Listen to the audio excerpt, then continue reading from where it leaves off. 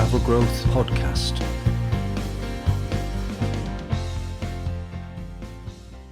Hello, and welcome to the Travel Growth Podcast.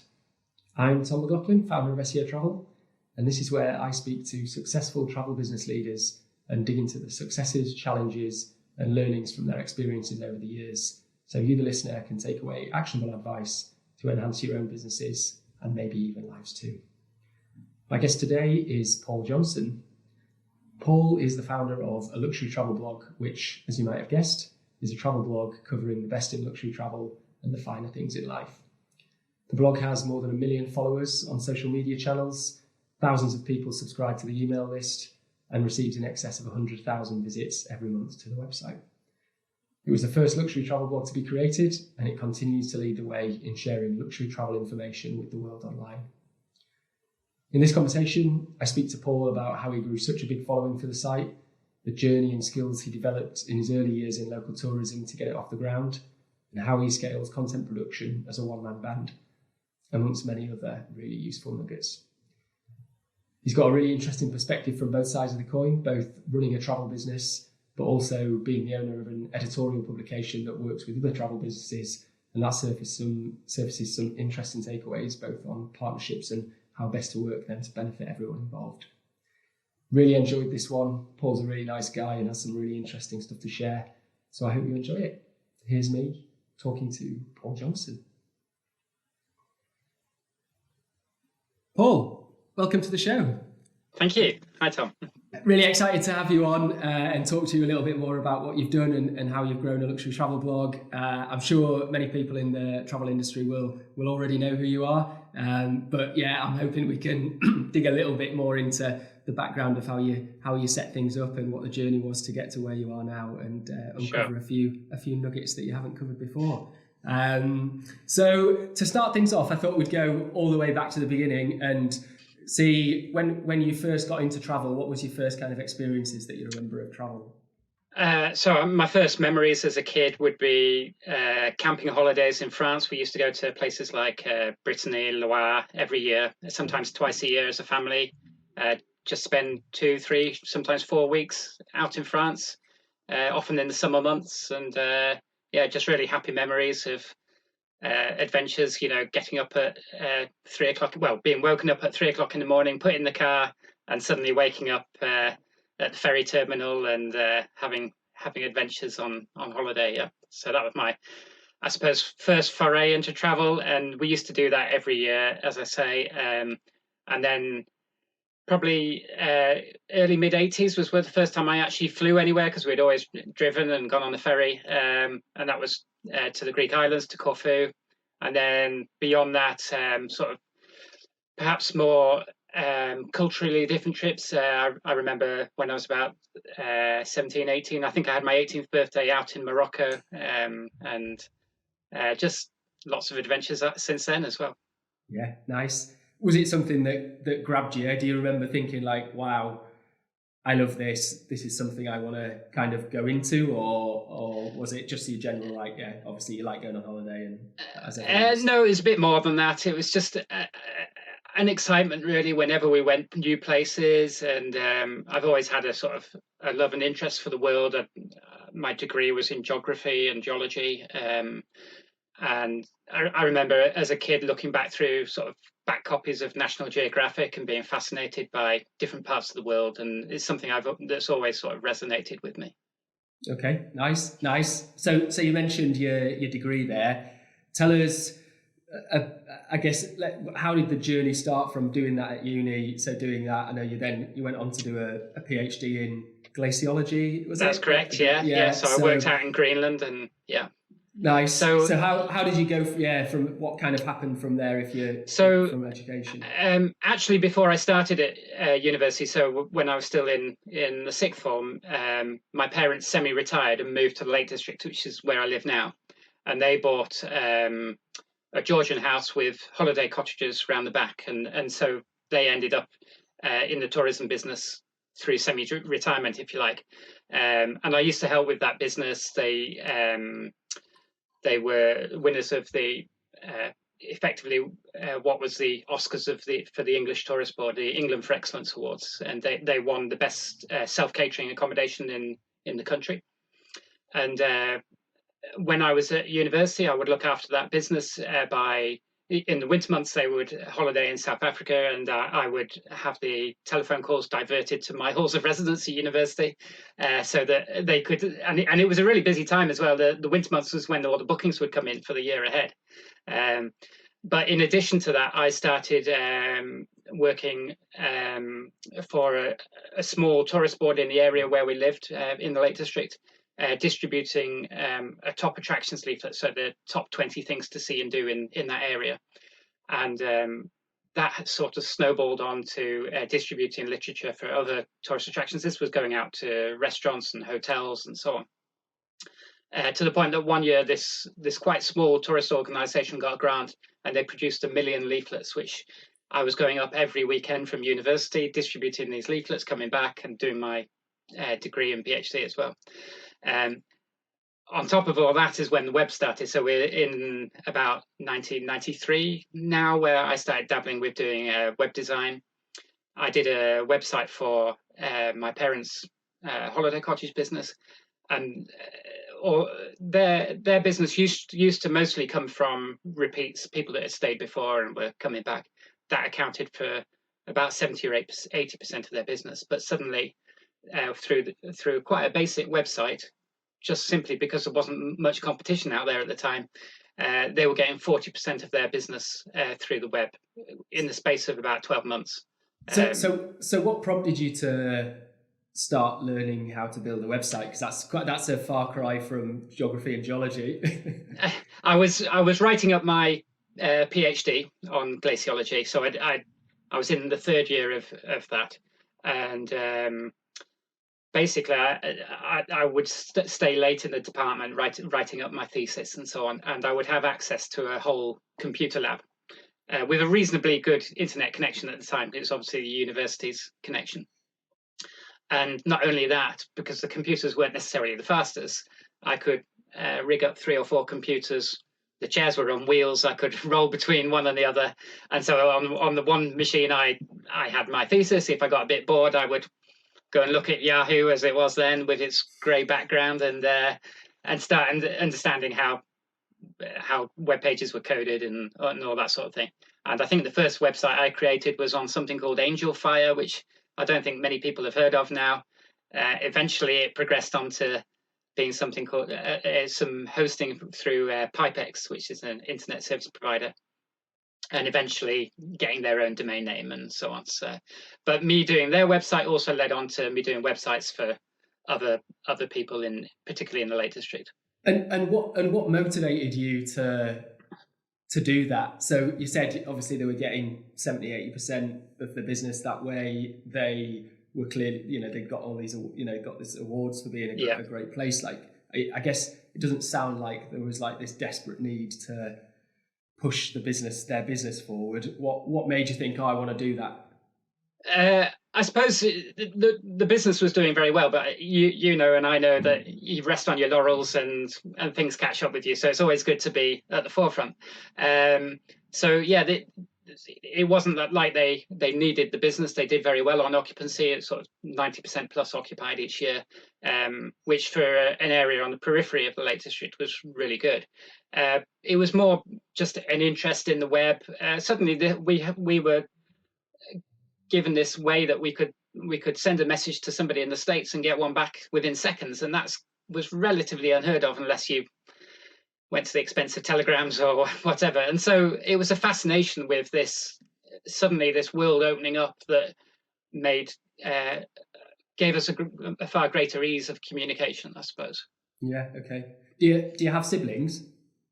I've got an older brother. Yeah. Have you? So was he involved as well? It sounds like a bit of a family business kind of thing. Was he well, I'm going to joke here that he's the black sheep of the family, but that's only to wind him up. So no, so he lives down south, and he had already finished his degree and was working by this point. So no, I'm not saying. I mean, he actually works in in the computer industry, but in a sort of very different sphere. So yeah, okay. So yeah, you get the website up and running, and then you mentioned you had the leaflet thing going on. How did that turn into you doing websites for other people? So I suppose the fact that I was distributing leaflets for a whole myriad of different attractions. So people might have heard of Beatrix Potter, who's famous for this area. There's a World of Beatrix Potter attraction. There was a outdoor activity centre that I was distributing leaflets for, and so on. So when it came to me having done a website, I could say to people, well, I'm distributing your literature and that's bringing you lots of business, but have you thought about a website as well? So I already had a sort of base of clientele there that I could call upon, who were hopefully happy with what I was doing for them and could say, oh yeah, this is another opportunity. And so I suppose my first web design clients were mostly existing clients that I was distributing literature for. And then that started to get seen more and more by, and I started to pick up more clients in the accommodation sector, which I wasn't distributing leaflets for hotels because they don't tend to work that way. They advertise in different ways. You can't really leave a hotel's leaflet in another hotel.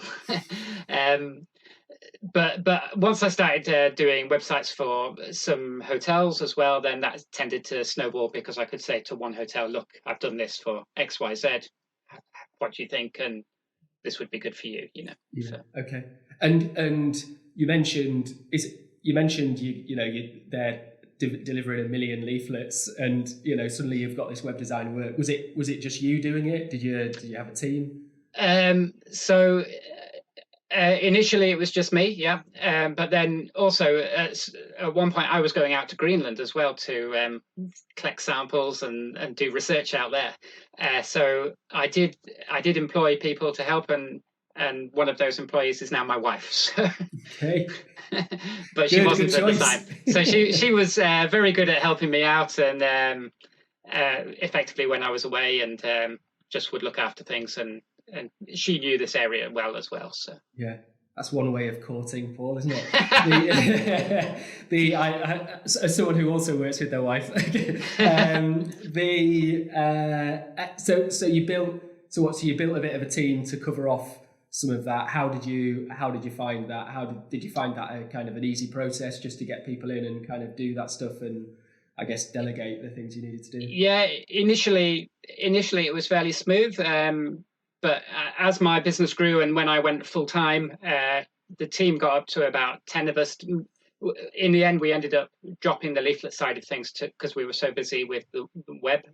So we had about 10 of us doing web design or marketing of some shape or form. And that went well, but there were, you know what it's like, sort of managing a team of people and the odd character not getting on with another one, I think we've talked about this before, but so that had its challenges, and it wasn't really what I had set out to do, and I suppose that's why it was particularly challenging.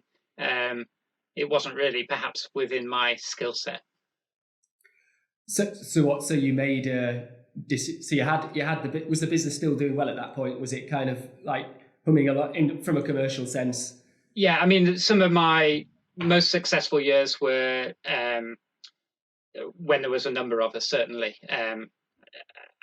So the way it evolved is we did this distribution and the website as well. Eventually we went purely to web, and then as we started seeing that we were doing really well for these hotels and they were getting a lot of bookings, we thought we can do some of these sites for ourselves and get a commission on bookings. So we set up hotels which were based more on an affiliate model, where we worked with the likes of Booking.com, Super Break, Active Hotels, or people that were around at the time, and got a commission from bookings. Okay. Now, if I take that a stage further, that did really well for a while. We were the biggest seller of rooms for Premier Inn. I think at its peak, we were effectively filling one of their hotels every day. So that was doing really well, and we were getting quite a small commission on bookings with them, but the volume was good, so it worked well. Then along came Penguin and Panda updates, which you'll be able to put a timestamp on that. I'm sure. I don't know what year we're up to now. Maybe around the millennium somewhere.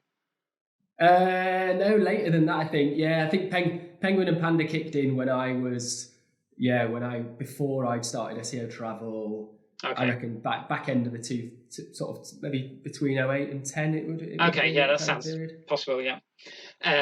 So where we had been ranking really well for hotels in and then a place name, suddenly we were facing quite stiff competition through because Google's algorithm basically over time started to erode the smaller man and favor the TripAdvisors, the Booking.coms and people like that. So what had been doing really, really well started to tail off. And the other thing we fell foul of was we were working with somebody on a text link advertising basis, and Google really clamped down on that kind of activity. So yeah, the glory days. Yeah.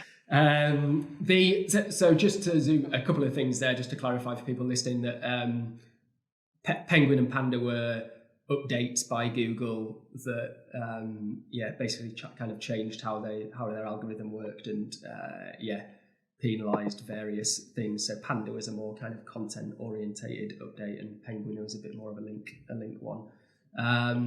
Just to kind of come back to one of the things you mentioned, Paul. So you made this change from rather than let's just build websites for people, let's create our own websites that work and drive revenue.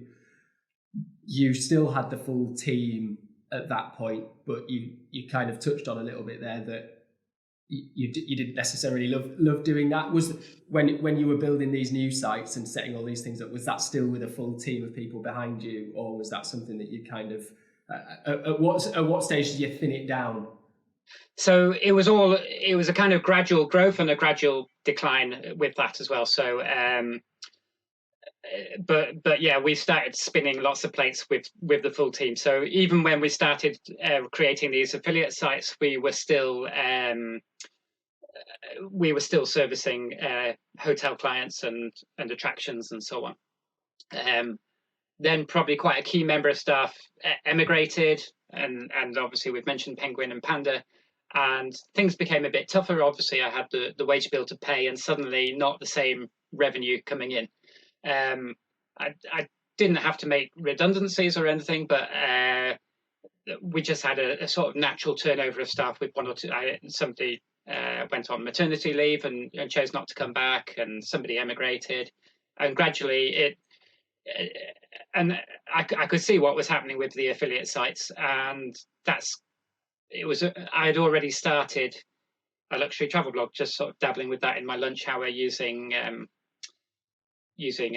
don't think I used WordPress originally, using Blogspot or something like that. I can't remember.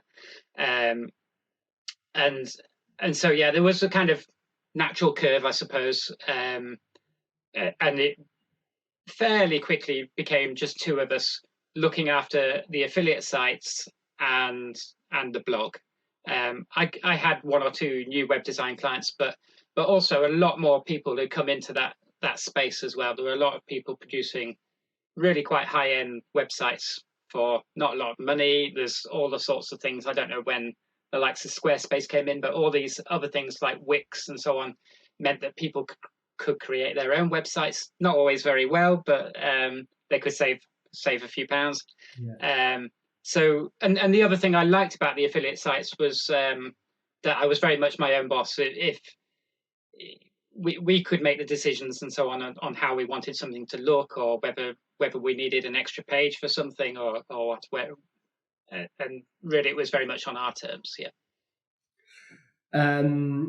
So I guess it, like you say, you just maybe made kind of the conscious decision that you didn't want to have a big team to manage, but so you just let it, you just kind of let it fade back to being you.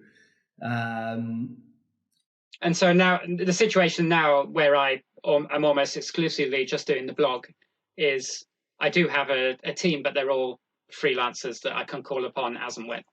Okay. Yeah. And just to kind of hover on that one more time, what did you find being the kind of chief challenges of having a team? You mentioned maybe the people not getting on with each other. Was there anything else about having a team versus just doing things yourself? I suppose the biggest concern would be something like cash flow we've very much made hay whilst the sun shines. We knew that wasn't going to carry on forever, but we hoped, I suppose, as everyone does, that it continues a bit longer than it did. But obviously the pressures of paying 10 people every month and seeing that income decline as well. So yeah. Okay. So you had the affiliate sites. I just want to kind of delve into that a little bit more in terms of what you had there, because it wasn't like you had one or two. You had quite a lot, didn't you? So tell us a little bit more about what scale you did that on. So the site that we started with was a hotel site for hotels throughout the UK. Initially, it worked on the basis of a simple membership. That it was £50 a year for a hotel to be listed on the site with picture and description and so on. But very quickly, we sort of realised that if a hotel didn't come on board, we could add them and actually make more than £50 through the bookings that we generated through whoever we partnered with. So those sites very quickly became predominantly affiliate based, because that way we could make more money than just taking a £50 listing fee. But in addition to this UK hotel site, we had a UK holiday cottage site. We even had a website for tourist attractions, even though they didn't tend to book those online, because we could simply make money off the Google ads as well. And those sites tended to do really well for traffic because there wasn't a lot of competition. This is pre-TripAdvisor being the size that it is now. We even had sites for activities, and we started doing sites for shops, restaurants. We even had one for railway stations, so to sell rail tickets and so on. So we had a site where every railway station in the UK had its own page, and there would be a whole description there saying that XYZ station is on the such and such to such line, blah blah blah, and book your rail tickets here. You mentioned that we sort of scale things up, so we started I think we had about a dozen UK sites, and the ones that particularly did well were the accommodation ones and the tourist attraction ones. So we thought, right, let's do this with France, with Spain, with Portugal. So I think there's about 50 European countries. We went and got all the domain names for the theme that we had for, I think it was called a France hotel, a Spain hotel.com, a Portugal hotel. And we did this 50 domains, 50 sites, and then we would do it for a France attraction, a Spain attraction. These sites would interlink as well, so that would help their traffic. And then we went and did it with the states as well. So we did one for every state. So very quickly, I think just in the US and Europe, we had 200 websites, 50 hotels and hotel sites for the States, 50 attraction sites, and then 50 of each for Europe as well. And some of them did quite well. Some of them, we basically ended up with a situation where we spread ourselves really thinly, and it was hard to promote all these sites well. So some of perhaps the ones you would expect to do well, like France and Spain, did do well, but Georgia and Lithuania didn't get off the ground in quite the same way. Yeah. Although there wasn't much competition for them as well, because there weren't many Lithuanian hotel sites out there at the time. So. Yeah. Do you ever look back and think, oh, we should have pushed on with something on those things? I feel that we should have focused on a smaller handful, maybe set them all up so that we had the names and everything, but maybe really focus on a small handful of them and sort of grow a bit more organically like that.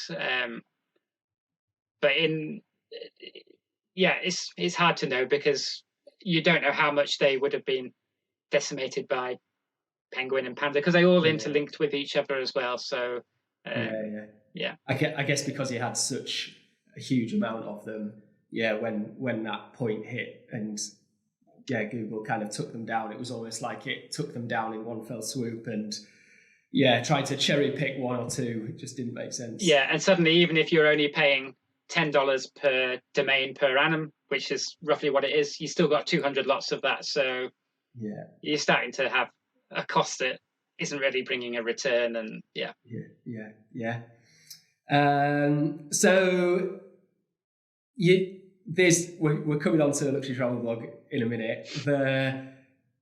Obviously, up until now, there's all this stuff going on. It sounds like you always had a kind of entrepreneurial spirit. Do you think that's fair? You sort of came straight out of education and you were straight into doing stuff of your own. Yeah, I think I've always been keen to work for myself. Even as a school kid, I set up my own business. So I had this is very sort of pre-digital era, but I had my own printing business. As a 16-year-old, I used to have a letterpress printer. I would print letterheads for local businesses and things like that. So I've always been inclined to work for myself and not for somebody else, I suppose. So. Yeah. Do you know where that came from? Is that a running a family thing, or is? Well, my dad worked for an estate agents, but he was a senior partner, and I suppose when they semi-retired, they were running their own business. So that was perhaps when I was in my teens. Probably quite formative. Yeah. Saw that it was a thing. Yeah. Saw that it was an option. Yeah, exactly. Yeah. And then you said, so this kind of a luxury travel blogs kind of started alongside while the affiliate sites were there. At what stage did you think, was it when they all plummeted and you thought, right, I've got to do something different now, or was it already on the go? Yeah, no, it was very much already on the go. So it was a bit of a case of I would wander into town, grab a sandwich, come back to the office, and just rather than work, I'd have a break in inverted commas. I'd start browsing, and I think it was also this must have been around 2003. Well, no, the blog started in 2005. So I got married in 2004. So certainly 2003, I was obviously doing some searching, planning for honeymoon and so on, and seeing all these amazing places. And I've always had an interest in the luxury, and a lot of my clients were luxury hotels. And I just remember being sort of blown away at how high end some of the luxury travel opportunities out there are. And just sort of thought, I could, and blogging was starting. So I thought, I could run a blog about this. There were very few travel blogs around at the time. And those that did exist were really maybe a personal account of somebody backpacking in Southeast Asia, so they tended to be more budget travel focused. So I suppose what I was doing was, there's a glut of luxury travel blogs out there now, as there is of any kind of travel blog. But it was very much unique at the time. I think I can fairly say that it's probably the first luxury travel blog out there. And I just started researching honeymoon and looking around. And when I found something interesting, I would write about it and put it on the blog. And I would very much keep that to my lunch hour when I finished my sandwich or whatever, right, push that aside, back to it. But as time went on, I suppose my lunch hour, I maybe spent 2 hours doing a luxury travel blog because I was seeing the traffic come in, and I thought I was quite enjoying it as well, So it just kind of gradually evolved. Did you view it when you were starting it? Was it with a commercial intent in mind? Did you think, I can turn this into something that will become a living or will bring some money in, or was it purely this is a place to write about things? Day one, it was purely a thing of interest, a personal interest. I maybe perhaps naively thought, I might be able to do some luxury hotel reviews with this or whatever, but that wasn't necessarily the main motivation, because quite a bit of work involved with doing luxury hotel reviews, as it turns out. But it very well. I won't say very quickly, but after 2 or 3 years of getting the blog really quite well established, it started to become something a bit more serious, and this at this point, it was probably at the time when, your timeline of 2008 is probably sitting quite nicely alongside that. So I set up the blog in 2005, and I would say it started to become a business in its own right after about 3 years. Okay. And then, did that come... In fact, tell us a little bit. I guess it kind of says it on the tin, but tell us a little bit more about what it is now. So what does the blog look like now? What's the premise of it? So I think most people's perception of a travel blog is that it's about the person behind the blog and what they get up to on their travels, and that's commonly what a travel blog is. But it's not what a luxury travel blog is. So I say to people, it's more akin to a travel magazine than it is to that concept of a travel blog. So I'm not at the fore of, or I'm not in all the pictures, and it's not first-hand accounts all the time, and it's a multi-author platform. So we've had more than 700 people have written for the site. It's by no means just me and a couple of others. So in that sense, it's totally different.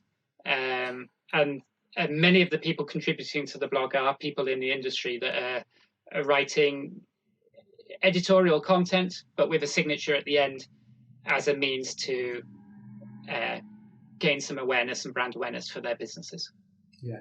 Okay. And give us a quick view of where it's at the moment in terms of numbers, like obviously social following, newsletter, all those kind of things. So the visitor numbers are around 140, 150,000 a month. Audience-wise, it's primarily US and UK. That makes up about 70% of our audience. And thereafter, it's primarily English-speaking and European countries making up the bulk of the remaining 30%. Social media-wise, it's about 1.2 million combined across all channels, mostly on Twitter and Facebook. And what was the other part of your question? Sorry. The email list. Oh, a mailing list. Well, actually, just this week I've made a decision to. So I use MailChimp, and you have your very engaged, your sometimes engaged, and you're rarely engaged. And I think most people's mailing list has a lot of people that are rarely engaged. I've taken quite a drastic decision of trimming that down as a bit of a. You basically pay for your number of subscribers, and if they're rarely engaged, I'm thinking I'd rather have a really high quality list. So I think after the big truncation, it's at about 7,000 or 8,000. Yeah. I think it's a sensible decision. Well, I think it also has a greater chance of then landing in somebody's inbox as exactly well. Exactly that. The quality and things of your email going through, if you have a better open rate and all those kind of things, will definitely help. So that makes sense. So obviously, that context shows it's got to a very impressive place, from those humble beginnings, from when you were setting it out. Was there anything in particular that you took from all those other experiences that you had when you started it? Did you kind of think, I did that this way, or I did that way, and therefore I'm going to do this the other way, or I don't know, anything in particular that stood out? So I suppose a big thing there is the way I staff it. I don't have a payroll that I've got to and PAYE to sort, or other than our own, so that's been a very conscious decision. That means that I don't have to have business premises in town, so I can let those out. I still own the premises, but I can let them out and just work from home. So all these lockdowns, this transition has been very sort of natural for me, that I was working from home anyway when I wasn't traveling. The only difference is the house is a bit fuller now with my wife. My wife's a teacher. She's teaching in another room, and the kids are upstairs on online lessons.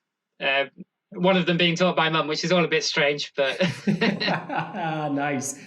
Yeah, over into the next, zooming into the next room. Exactly. Nice. It's a wonder our internet connection's still working. Hey, it's been good. It's holding up, Paul. It's holding up. So how do you manage that? So you mentioned, there's no full-time staff there. So what's your the business look like in terms of freelancers you work with?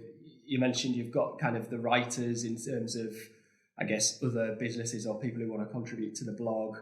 Is there anyone else in the picture that you work with freelance wise? Well, there's yourself, of course. Yeah. So, I mean, whilst we're on that, is it worth talking about what we've been doing, or? Yeah, hey, absolutely. If you like to, yeah. Yeah. So, one thing you've been, I won't use the word nagging because it's really good advice. We've been keen, obviously, for some time to produce some travel guides to supplement the blog content on the site, and so create pages that are really content rich and will bring people in and then help the blog content reach more viewers. And it's something I've procrastinated on a lot for, I think, at least 2 years now, isn't it, since we first talked about it. But the fact that I've not been traveling and we've had lockdowns really given me the opportunity to focus on it. And I'm glad to say that we've now got 30 guides out there now. Each of these about 5,000 words. And obviously I wouldn't have been able to do that without also working with freelancers to produce that content. And I think it's already paying dividends, isn't it?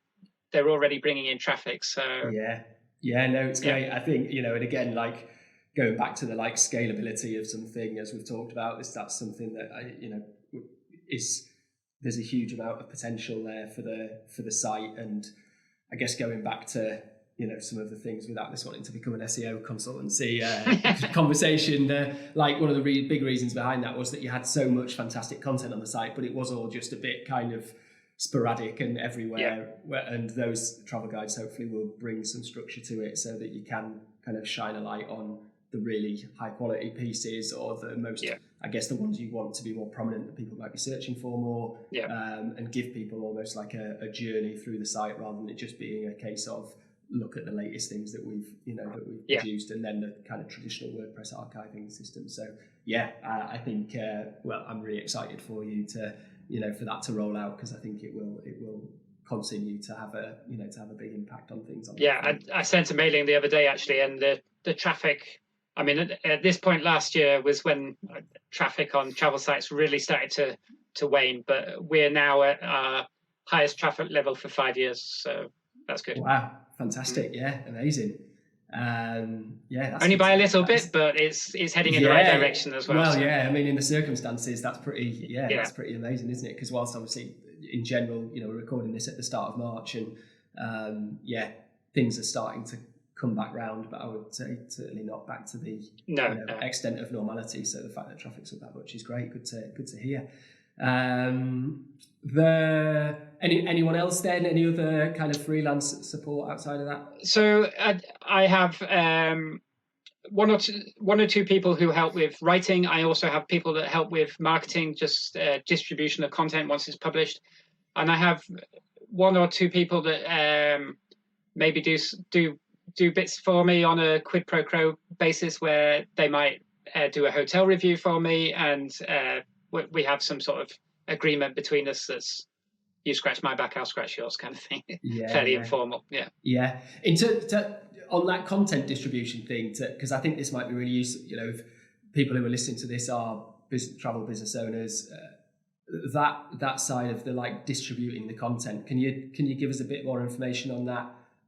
Sure. Who that is doing that, kind of what the process is that they go through? So as I was alluding to earlier, most of the contributors to our site are what we would call guest bloggers. They're people that are in the industry writing content for the site, and at the end of every article they write is a link to a bit of text saying who they are and a link to their website. Now, when they publish an article, they get an email back from me saying your article's now live. Here's a resource that you can use to promote your blog post. And that's about a 12-page document that we provide to our guest bloggers that just it's essentially a list of links of things like Facebook groups, LinkedIn groups, places where it's perfectly legitimate to not link dump, but basically say, I've just written this article, please come and have a read. And so it's a way of amplifying the content to a wider audience primarily through social media. And that obviously can have a knock-on effect if it gets more links from an SEO point of view as well. Yeah. So it's the people, so it's using the people who have contributed the content to then... Yeah, because it's in their interests as well that their content is seen more, although it's a symbiotic thing, really. But in addition to that, I've also worked... Sorry. No, go ahead, sorry. So in addition to that, I've worked with freelancers where maybe I've written an article, I don't have time to promote it, but I will give that document to somebody and they'll just spend a few hours promoting it. Okay, got you. And how do you find the kind of take-up of that, of all the people who are writing the content? What proportion of people are kind of, I guess, good and active in then promoting it when they write it? Short answer, not enough of them. Yeah. Largely because we've all got huge demands on our time. I mean, it would be time well spent for them, because it seems a great shame to produce all that content and then not have the maximum audience that you could have on it. But the reality is that they've gone to the time and trouble of producing that content, and they've got other things to do as well. Some people are really good at it, but I would say, unfortunately, they're in the minority, and many people just rely on the fact that the blog gets fairly good traffic anyway, or gets seen by a fair number of people. But it would get seen by more if they could invest more time into it. I mean, we also offer packages to people where we can do that marketing on their behalf as well. So yeah, okay. So I guess I again putting myself in the shoes of a lot of the people that we work with, and time is the chief challenge for them, and being able to spin all the plates and do the day job as well as do the marketing and all that kind of thing. And it's just, I guess, trying to give them some food for thought for ways that they can, like content writing as an example is one that is often a place where there's lots and lots of ideas for things that can be written, but putting the time into producing it is often a challenge. So your model's a very interesting one that I think people could think about. It's obviously slightly different, given you more of a editorial site rather than a kind of commercial company kind of a site. But but I do think there's potential angles there that people could use to try and work together, whether it's with other businesses or trying to find a quid pro quo, like you mentioned. Can you get people to write for you, and then in return that give something to them, because it's a problem. It's a real problem for people. And one of the things that we're doing on the blog at the moment is, because we've got this challenge of producing all these travel guides, and we want to produce them in large numbers, is we're saying to people that if you help us produce these guides, we can help you with advertising. So hopefully, I mean, we are getting some take up of that already, so hopefully that's going to just help the site grow that little bit more. I would encourage anyone listening who has that kind of challenges to think outside the box a little bit and think, what could you offer to people in return for writing? Because I think going to the success that you've had, Paul, the basis of it, which we'll probably come on to in a little while, is that depth of content that you have. That's what's got you to where you are now. And I think when you're a site that doesn't have much content, it can be very outfacing to think, oh wow, I've got to create all of this huge mass of content. Yeah. But if you just sort of get into a flow of consistently chipping away at it, then just one day you look back and you're like, oh, wow, look at that I've got, and it works. It drives. Yeah. You mentioned the traffic. And I think this was behind a lot of my procrastination of, the daunting task of getting this done whilst I was doing everything else. So that 2 years where had I started chipping away 2 years ago, I would be in a better place than I am now. I'm still glad that we've got to where we have now, but obviously I could be at 230 guides rather than just 30. Yeah, absolutely. And have you got any tips for kind of staying on top of that amount of content, and the amount of people you've got producing? You mentioned more than 700 people, right? Having written for the site. How do you manage that? It sounds like that is your, that's one of the things that falls on your shoulders. beyond just saying work hard, I'm not quite sure what to say, really. I don't think I've got any sort of magic solution. Do you Sorry, have no. do you have like guidelines that you give to people beforehand as to like what they should do? Do they stick to them? Yeah. So in the case of something like the travel guides, what I do is, let's say I wanted someone to produce the guide for Spain, say. That actually was the first one we did, wasn't it? But let's say we didn't have it and we wanted someone to produce Spain. I would tend to clone the one we've got for another country, France or whatever. I do all the changes of like the pictures and everything bar the editorial, if you like. I then make it available to the person that's going to do the work. And when they get an email from me, they also get a PDF file that says, here's what you need to change. These are the sections you need to edit. This is the approximate word count we're looking for each of these. And just some sort of loose guidelines like that. I suppose that helps a little with fielding the same question many times over. That doesn't mean to say some people don't ask questions that are already answered by the documentation, but we know that happens in life. So. This is the world we live in, exactly. Yeah. I think that just general having the template, and then having the template is a really good idea, and the documentation, and then do you get them to edit it directly in the admin section of the site? I'm quite happy as to whether they're typing it in Word for a spell check or whatever, and then they copy and paste it across. But essentially, yes, they go in and do it in the admin. Unbeknownst to them, I've taken a backup just in case they do something terrible with the page. So okay, nice. Now they all know, of course, if they watch this. So. I think inefficiencies of things like that, even just the process of copying and pasting things over into a document, into a CMS is timely in itself when you're doing it at scale. So and even when they've finished, I probably realistically need to go in and tidy a few things up just to make sure we've got the right amount of text next to a picture and we haven't got lots of white space, things like that. Yeah. So in addition to content, what marketing approaches have been particularly effective for you to help grow to where you are now? We found I wouldn't say I'm a heavily engaged person on social media, but we found Twitter has been really good for driving traffic.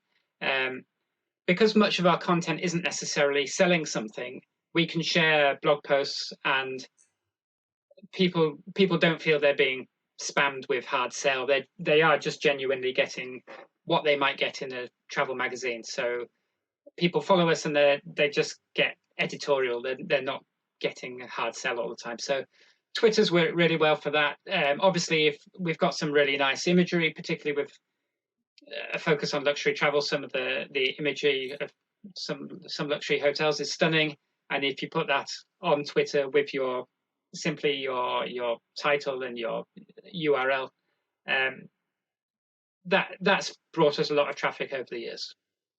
Has that just grown organically? Was it it sounds like you say you just kind of went for it in terms of publishing and sharing that kind of stuff. Was there anything you did in particular to grow it, or I guess you mentioned you were early to the game as well? So early days when Twitter first came along, I couldn't bear it. I thought, what is the point in this? People saying I'm waiting at the bus stop or whatever, and I just did not relate to it. But it was around the time I was running the blog. I don't know what year Twitter started, but I know it was maybe something like 2005, 6, 7, I'm not sure, that. To be honest. But anyway, I started seeing it as this doesn't have to be the rubbish some people are posting. It can be just sharing content from the blog. And so I started to do that and saw traffic came in as a consequence. So I very sort of consciously tried to grow our Twitter following, possibly not by the best means, simply trying to follow people in related fields and the hope that they would follow back and so on. I scaled that up. I won't make any bones about it.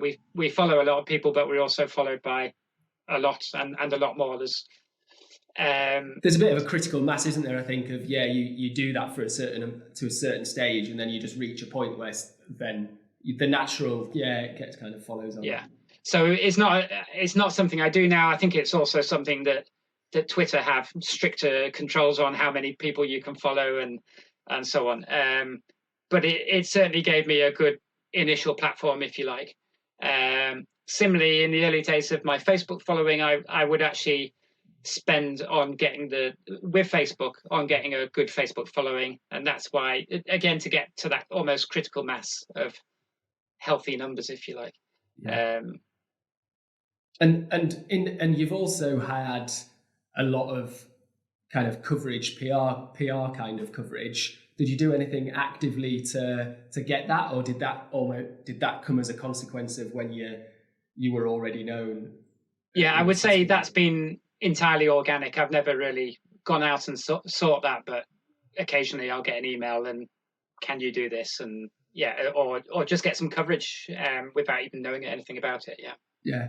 What's your approach to it? Is it a kind of say yes to everything, come one, come all, or is it are you quite picky in terms of what? It's a bit of a say yes to most, but if I see it's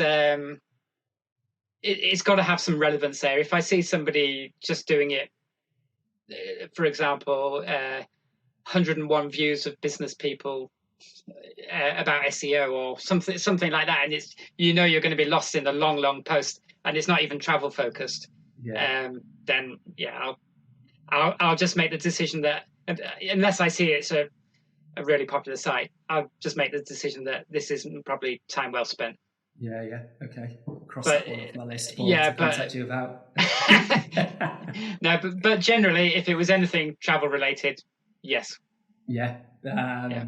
And then we mentioned your email list. There's obviously a lot of people on there. Was that something you kind of consciously put effort into? Did that just come about as a result of having a sign up to my newsletter thing on the website? How entirely sign up to my newsletter. I think I did do something for a year or so where it was a bit more of an aggressive pop up or pop under or whatever to sign up to the mailing list. I didn't really like that because I think it was just a bit irritating, so I took that off. But other than that, entirely organic. Occasionally, when I'm just conversing with somebody and they'll say, "I really like your content," I might just say, "By all means, subscribe to our news." So But mostly, it's just people clicking on it from the website. Yeah, it's funny the pop up thing because it's still incredibly effective, and I think if you asked any person on the street what they thought of pop ups, they would say that they're annoying, but they work, and I think they're. It's just about doing it in the right way. So this might be something for you to consider as an idea, but like bringing that kind of thing back, but then maybe bringing in a bit of a content, kind of giving a piece of content away. So having a gated content that you have your pop up and you say, hey, if you want access to you could try a couple. You could have just, if you want access to the latest luxury travel news, click on here, or you could say, if you want this free guide that we've put together that gives my behind the scenes luxury travel tips that aren't published here, you could do something like that would drive more people to the good idea. I think there's again, it's often email is one of those things where I think historically it was one of the earliest types of I think before people got excited about SEO or social media or all these things, like email marketing was there, and it's a lot of people kind of I think forget about it, and it's still up there with one of the most effective strategies of engaging with an audience, and whether that's driving traffic to the site, or again, if people are listening who are trying to, their tour operators or their accommodation sites or individual hotels or whatever, kind of getting an audience that you can then push to in a effective way and get bookings or get conversions, whatever that might be. It's a really good place to put some effort into, I think. But definitely. The key being that you just always offer value. I think where a lot of people get it wrong is that they don't offer value. They see it as an exercise in spam, and it's like, oh right, they're on my list, like bang bang bang, I'm gonna hit them with their every deal or kind of information about buying something under the sun, and that's why people unsubscribe from stuff. So one to think about anyway to keep building that, because you've got to, how do you approach the content that you said? I've preempted it a bit now. I hope you don't say spam. But what do you do with your with your newsletter? How do you engage with it? I know you don't do that because I'm on it. It's split into 3 channels. So one channel for travelers, but it's got a lot of people in the travel industry on it as well. Another channel, smaller channel for people in the travel industry, and then a third, much smaller channel, which I rarely use, for retailers of products that want to promote particular products. So in terms of emails that go out, I email around the first of the month to all the travelers with just a little intro, and then the latest posts from the past month, just some hand-picked ones where there maybe has been a bit of engagement and so on, or some that are particularly interesting. And then the one that goes out mid-month, it goes to the travel industry, and usually just sort of opportunities that we're offering travel industry at the time. Maybe we've got an editorial opportunity come up. And sometimes there's a special section for SEO tips with yours truly. Indeed. Value add. It's all in there. And then the retailer one, we probably only use it once or twice a year, maybe in the build up to Christmas, if anybody has got products they want to promote in the run up to Christmas. Yeah. It's I think it's a good example, and again, through all the pandemic and things like that has been going on, of just showing the value of being engaged, and like you say, offering value. There's lots of things in there mentioned, like editorial opportunities that come on, and that's a great reason for people to be on that list and stay on that list, because there's benefits that can come to their business from being on there. So good stuff. And then kind of last question, I guess, on like the marketing side of things is on partnership type stuff. Like, have you done? There's various kind of elements of partnerships that I feel from the outside looking in, you've done, obviously, like the press trippy kind of things that you've done with people. Is there anything you've done, even with the writers and the businesses that are writing? That whole relationship is a bit of a partnership thing. Is there anything else partnership wise that you've done with other blogs, other editorial sites? Any kind of recommendations on how to get the most of something like that? So some of the most financially fruitful work that I do on the blog is when I get a corporate client that wants me to go on a trip, and they're not always from the travel industry. They may be some sort of peripheral industry that wants to get into the travel press. So just a couple of examples. For example, I did an expedition with Land Rover right across Nepal. They did an expedition where they drove some hybrid Range Rovers. There were only 3 prototypes, or 3 or 4 prototypes. They drove them from Solihull in Birmingham all the way to Mumbai along the Silk Route, and I was able to join one leg of the journey and document that on the blog. And so that was a partnership where they paid me a day rate, and I got all this fantastic content and an amazing experience as well with a really interesting team. So there's been that kind of project, and I worked with quite a few car manufacturers as well on other similar things. I did something with BMW in Berlin, Hyundai in Portugal, and in Gran Canaria as well. So some really interesting things where they don't want to be just in the automotive press. They want to. There's only a certain percentage of their demographic that reads the car magazines, etc. But there's lots of people that buy cars. So they want to get in that other kind of press, like the travel press. So another example is when I work with American Express. I've done quite a few projects with them, but this was very different from the Nepal trip where I was with a team of 20-30 people. American Express sent me to Helsinki on one occasion. They just wanted me to. They had some campaign at the time about happiness of customers and so on. And they wanted me to go out to Helsinki, very blank canvas, and find 3 or 4 examples of where you get good customer service and it makes the customer happy. And so that was really interesting. I went to an ice hockey match and went into a department store where I got the tickets and had a really good experience with sort of booking the tickets.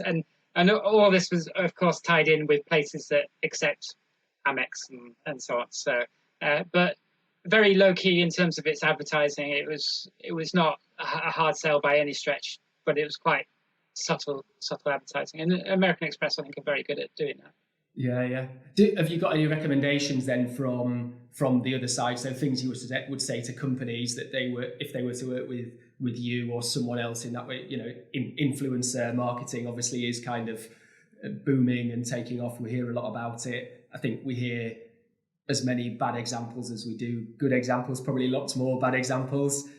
So have you got any recommendations on best ways to kind of make it work for the business when they're doing that kind of thing, and I guess maybe like pitfalls to look out for as well? Yeah, so from the point of view of a client, obviously do your research, work out what it is you want to achieve, and who it is that is going to best achieve that for you. So if you're wanting to promote budget travel, I'm not your person.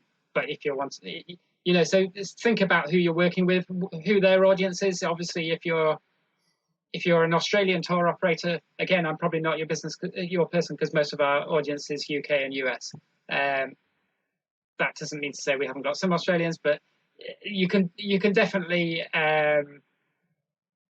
do a lot of research. Will get you a long way in terms of narrowing down your options.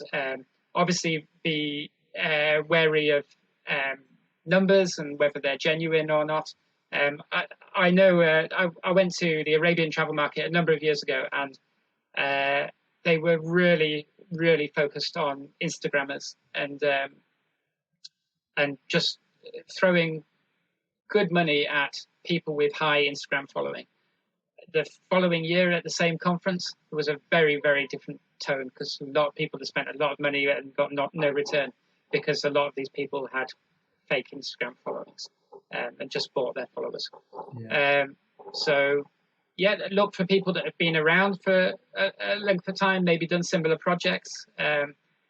I was on a blog post of mine the other day. It was a post specifically about advice for travel bloggers and so on. And there were a lot of comments on the post. And I was quite curious to see if so a lot of these comments were from other travel bloggers. And I was quite curious to see whether they were still around. This was an article from about 2012, I think. I went through clicking on their profiles, and I was shocked at how few were around. So obviously think about if it's a blogger that's been around 10 years, there's a good chance they'll still be around for a few years to come, because you're not just thinking of your content for the here and now. Well, it depends on the nature of the project, but to my mind, working with an influencer, you're not just, particularly with a blogger where they've got all their content archived, that content could be producing for you for years to come. So you obviously want to work with a blogger who's still likely to be around in a few years' time. Yeah, absolutely. I think that's a really good point. People, the things you mentioned at the start about numbers and fake numbers and all those kind of things are obviously really important. I think a lot of the time people, when they think about this kind of campaign, will think about that moment in time. And if they go, you send them on a trip, or whatever you're trying to kind of do with them, it'll be very much the measurement of what happens in that period that you're there. Whereas it kind of crosses over with our approach to PR as well, and how it ties into SEO, because for us, when we do PR, you want to get the visibility and all the benefits at that moment in time, but you also want to get links on websites, on big national papers, travel publications that will drive your SEO performance in the long term. So you kind of get double whammy. You get the immediate visibility, and then you get the long term benefit that comes through search. And it's exactly. And sometimes that long term benefit can far outweigh the absolutely benefit. Yeah. That's it. So if the content you've written about that going on trips like that, then ranks in search engines and, you know, covers that brand and sort of shows them off in all their glory, then like you say, they're going to get a lot more value from that longer term thing than they would have got from just one kind of flash in the pan when you do it. So yeah, good tip like that. So just moving on, what kind of personal qualities do you think have led to you being successful in doing what you're doing? Probably a dogged determination. I work hard. I don't know many people that are successful in business that don't put the hours in, quite frankly. I know you see all these images of people with laptops on the beach. I'm not saying it never happens, but it's not usually reality. The two don't easily go hand in hand. So I think a lot of people think that travel bloggers or I know certainly people that I know, that friends of mine that say to me things, oh, when are you going on your next holiday? And it's not a holiday at all. And I guess that's just a misunderstanding of the industry. But I think my number one tip would be work hard. Number two tip would probably be to work wisely as well, to work as efficiently as you can. Yeah. You must be pretty organised as well, Paul, I imagine. Like, you know, obviously we talked about managing hundreds of websites or, you know, hundreds of people and writers. You must have a sort of underlying organisational a chaotic organisation. You can see behind me, can't you? So everything in its place. Just your office looks a lot tidier. Have you got one of those fake backgrounds? Or? Hey, well, no. This is I can't take credit for it. This is Claire. is very much the kind of minimalist in the family. So yeah, she drives all that. And to be honest, I love it. You know, it took me. I was very much someone who, you know, would have their clothes lying around everywhere, and you know, nothing had its place. Claire slowly tuned me on that front and made me better at it. But it's, you know, I feel, you know, it's obviously you know, we live in the world of Marie Kondo and all that kind of stuff now, don't we? Where that is all that stuff celebrated. But I can kind of speak to the benefits of that, and you know, having less stuff and less, you know, less confusion and all that kind of stuff to you know, to consider. So yeah, I think when we've these offices we've only been in for, you know, year and a half, and you know, by that point we always started fairly sort of thin with the amount of stuff that we had and pared back, and yeah, it's, you know, obviously when you come to like moving from building to building, you know, it's a point to get rid of stuff and take definitely what you need. So makes the next move easier. Yeah, no, indeed. As in terms of your, you mentioned it earlier, kind of the site not being too focused on you as an individual, but I guess you've kind of naturally got a personal brand, if you like, off the back of it, even if the site doesn't necessarily play on it too much. Is there anything you've done to emphasize that? Is it something that's happened in spite of the fact you didn't really want it? Kind of, what's been your view of that? Yeah, it's always been a deliberate approach on my part, whether I'm just not narcissistic enough, but I think it was very much a conscious decision, because when I started the blog and I was going on trips with my family that were semi-work, semi-holiday, was when my children were really young, and I was very sort of conscious of, I had a large following, I've got young children, I just didn't want my kids and my family to be in all the photos. I know that's just a personal choice. Other people like to be in every photo. One thing I think it is perhaps to my detriment with it is, I think it affects engagement, because people tend to engage with people, and because I take a step back, that makes the engagement a little harder, really. I mean, if I go to a travel conference, I'm known amongst other people in the travel industry, but I've never really wanted to be a kind of figurehead for the blog. Yes, there's an about page and there's a picture of me there, but I've not wanted to be in every picture of every trip that I go on. For that reason. There's I'll skip to it now, as that segues quite nicely into it. But in terms of like your future plans for the business, how do you view that? You know, I guess there's the beauty of it just being you and you being kind of, you know, in charge of everything and not having necessarily the challenges of managing staff and all that kind of thing. But there is then a bit of a longevity question of what happens after that. Have you got a view of kind of where you see it going down the line? So I suppose, as you say, pulling on that last point, one advantage of the fact that I'm not at the fore of the blog is that it becomes a much more, in my opinion, it becomes a much more saleable entity. It's not dependent on that one person being at the fore still. If a tour operator came to me and said, "I'll give you X for your blog," and if I thought X was an attractive sum, then they've got something that they could take on, and it wouldn't. They could continue it very much in the format that it is now, because it's not highly dependent on me. So I suppose that's a plus. In terms of like an exit strategy or anything, I don't necessarily have one. If somebody came along and wanted to purchase it and it was all hunky-dory, that's great. But actually, I'm very happy carrying on what I'm doing into it's a job that I can.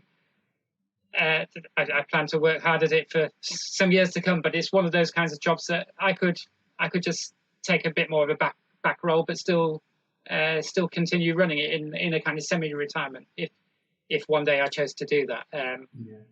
So no firm plans at the moment. The key thing is to keep on increasing the content, whilst not compromising the quality, obviously, and to obviously with that increase the audience as well. Yeah, nice.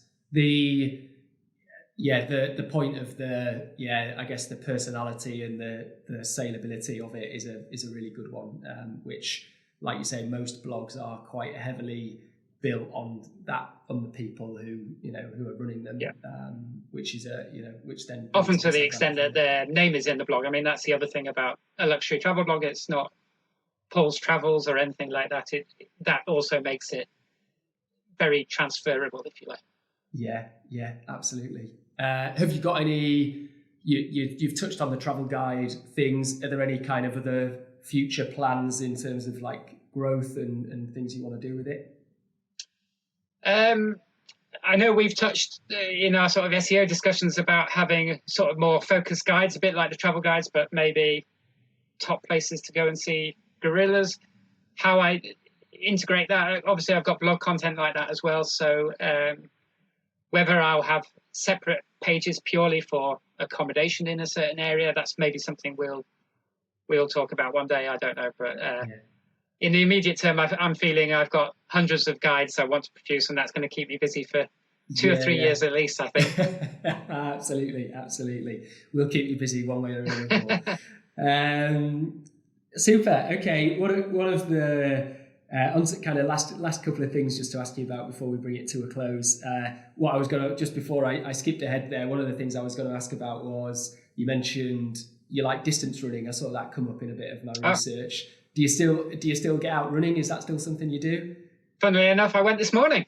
I ran the dog this morning. So yeah, I've sort of tailed back the distance a bit, but I still go running. So through my window here, I look straight onto the fells on the edge of the Lake District. So I tend to go running on there with the dog. I won't say most days, but a few times a week usually. And a few years ago I ran for charity. You might have read about this, but I ran for charity. I did 10K every day for a whole year. Wow.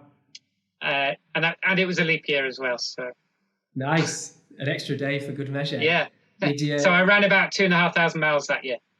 Right. Wow. Amazing. How did you find that? Any particular challenges along the way? I like a run myself, so I'm interested to dig into this. You're a runner as well, are you? I like a run. Yeah. I go out a few times a week, and I've done a marathon. I did the Yorkshire Three Peaks run. Wow. I'm sure you're a bit faster than me, but we'll have to go for a run together sometime. So. Yeah, Claire's dad is really into it. So he kind of convinced me that was a good idea to go and do that. So. Challenges of that particular thing. There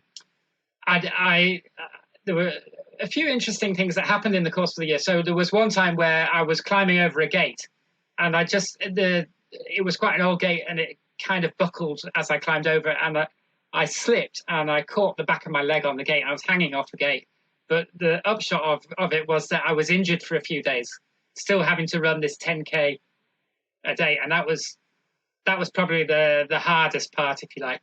Other things that happened, I was running along just a few miles from here, and I saw a dog run off a cliff. Wow. And it was with two old ladies. I had to jog around, and thankfully the dog survived with just a cut above its eye. But that was quite interesting. And then I had one day where I was on a 24-hour ferry, and I still had to get my 10K running.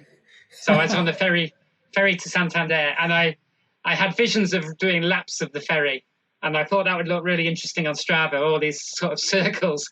But in the end, because it was quite wet outside, and I thought they're not going to let me run, around the ferry. So we got to our accommodation at 11 at night, and then I was out on the streets doing my 10K at some unearthly hour. So yeah, some interesting challenges throughout the year. Yeah, certainly. Nice. Have you done? I've seen that you've done a few marathons over the years. Have you done anything further than that? Have you got sucked into the ultra running craze? I've done a walk of about 30 miles, but no, I've been tempted, and it's yet to happen though. So there's a run here.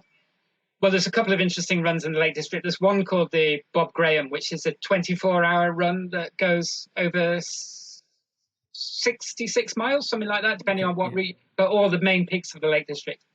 And I think more people have climbed Everest than have completed the Bob Graham. So it's, mind you, lots of people go up Everest these days. But there's a marathon I have done, the Windermere Marathon. But concurrent with that, there's something called 10 in 10, which is 10 marathons in 10 days, with the Windermere Marathon being the last one. But they're all going around Windermere. Right.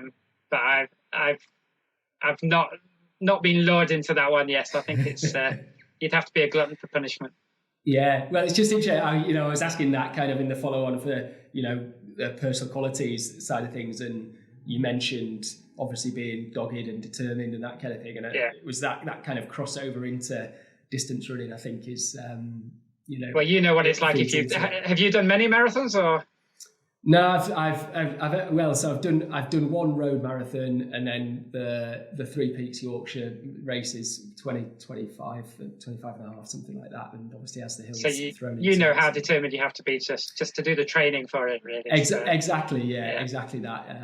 So yeah, it's tough, but listen, I love it. I think one of the reasons I've got into it is as an outlet from the day-to-day of running the business, and being able to we live in Yorkshire, and again we can go out the door and get up into the hills and the countryside and things. So it's a very good way to sort of offset the day-to-day challenges of running the business. So I think you often find when you speak to people who are running successful businesses and things that they have some form of outlet like that that corresponds. Well, next time we meet, we'll have to don the trainers and absolutely. No, I would love that. Yeah, no, definitely. If I can keep up with you. Well, I'm the slowest runner in the family. Again, Claire's the big deal around here, and I've stopped going with her now because I always lose, so I just go out on my own.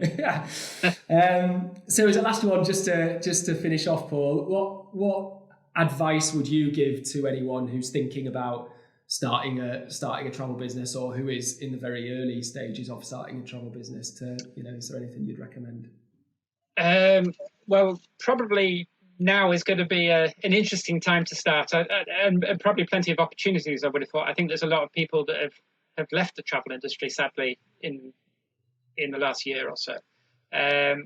Obviously, it depends on the nature of the business, but it's a bit like the previous question: do your research, and best of luck with it, really. Yeah, super. Lovely. Listen, this has been great. I've loved it. There's lots of interesting little things come up, Paul, that I certainly didn't know. So, and I'm sure people who are listening will find really, really useful. Is there anything else you'd like to share with people listening before we bring it to a close? I don't think so. No, Okay. I think we covered quite a lot, didn't we? Yeah, absolutely. Where's the best place for people to find you, Paul? The contact form on my website is the best place. So luxurytravelblog.com and use the contact form. My email is paul@dedicate.co.uk, but the contact form probably gets around any spam filters and so on. That's probably the best way. Okay. And I guess if they go to the blog, they can find all the social profiles and everything from Exactly. They're all on there. Yeah. Okay. Fantastic. Thanks for coming on. Really enjoyed it. Thank you. And, I've enjoyed it also. Thank you. Thanks, Tom. Speak to you soon. Thanks, Paul. And there we have it. I hope you enjoyed that one. I love Paul's insight, and what he's built is really impressive, especially considering he does that as a one-man band working purely with freelancers. Let us know what you think on our social channels or in the comments on iTunes, and we'd love to get your feedback and build that into other stuff that we're doing in the future. You can find a luxury travel blog at luxurytravelblog.com or follow their updates on Twitter at luxurytravel or /luxurytravel on Facebook. You can also follow Paul on Instagram at Paul H. Johnson. That's PaulHJohnson. Go to seotravel.co.uk /Paul-Johnson for all the show notes and links to the various things that Paul mentioned there. You can also watch the video of the conversation on that page and visit seotravel.co.uk /podcasts for other episodes that we've done when you can get lots of other insight too. If you're a travel company looking for marketing support from people who really care about your success, then please do get in touch at seotravel.co.uk and we'd love to hear from you. You can also read more about our 100% project there, which outlines how we give all the profit we make from the business to educational charities, both at home and around the world. We'd love your support in spreading the word so we can help those charities as much as possible. If you enjoyed the show, it would be fantastic if you could review it on iTunes and share what your favourite bits were in comments there. Subscribe to it there, and it would be amazing if you could share it with at least one person you know who could benefit from this episode and the insight that Paul offered. I'd love to hear from you and find out what you enjoyed so we can continue to bring you more content like this that you find entertaining and helpful. So please do let me know. My email is tom@seotravel.co.uk. We've got more wonderful guests coming up, so stay tuned for future episodes. And when you subscribe, you'll get notified whenever we release new episodes, so you can stay one step ahead of the game. Otherwise, thanks so much for listening. We really appreciate it. And until next time, happy travels.